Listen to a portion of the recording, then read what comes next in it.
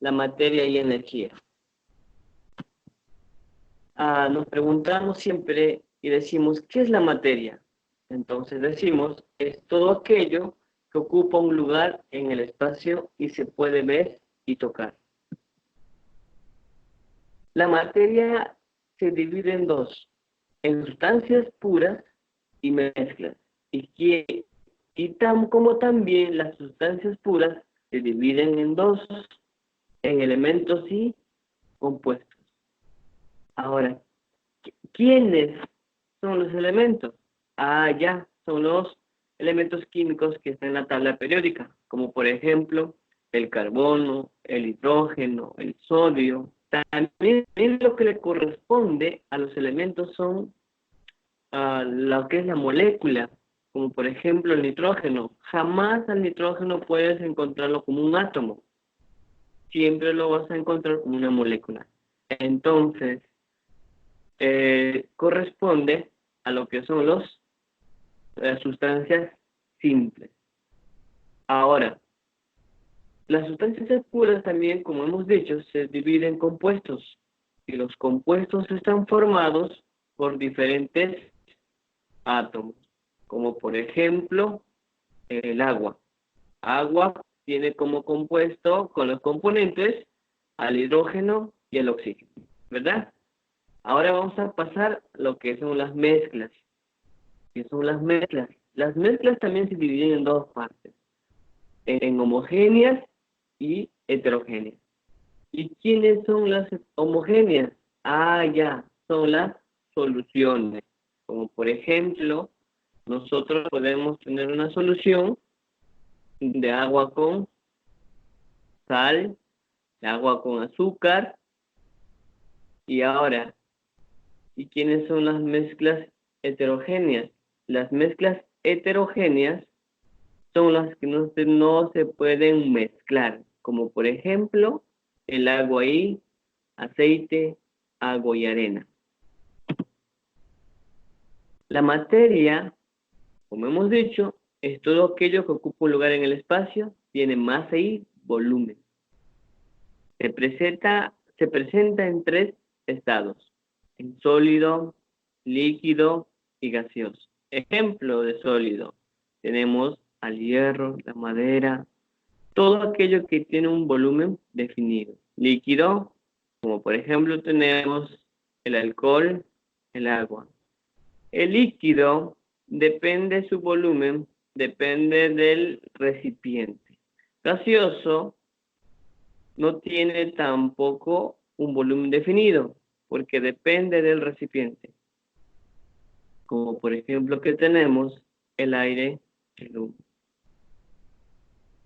La materia se presenta en dos tipos propiedades, en generales y particulares. Generales, ¿cuáles son las propiedades generales de la materia? Es la inercia, el peso, la masa, la dureza, la impenetrabilidad, la divisibilidad. Las particulares son elasticidad, plasticidad, ductilidad, maleabilidad, densidad y solubilidad. Y vamos a dar una definición muy pequeña con respecto a los generales. ¿Qué es inercia? La inercia es el estado de mantenerse el cuerpo, ya sea en movimiento o ya sea en estado de un reposo. ¿Cierto? El peso es la medida de la cantidad de masa. ¿Qué es la dureza? La dureza es la resistencia a ser rayado. ¿Qué es impenetrabilidad? En un solo lugar no pueden estar dos materias ocupando un mismo lugar. Ok. Estados de la materia: sólido, líquido, gaseoso y coloidal. como pueden observar aquí en la figura. En la figura observan que el sólido tiene un volumen definido. El líquido va a depender su volumen de su recipiente, es decir, no tiene volumen definido.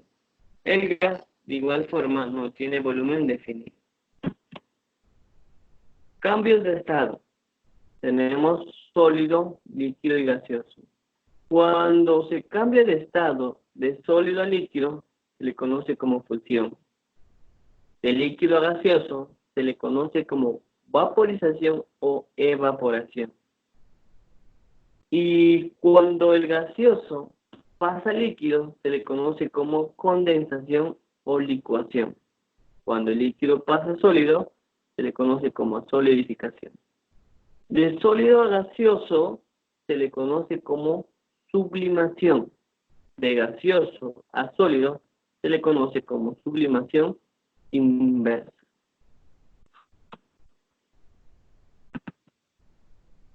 Ahora vamos a hablar un poco con respecto a la energía.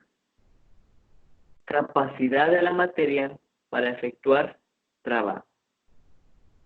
Tenemos clases.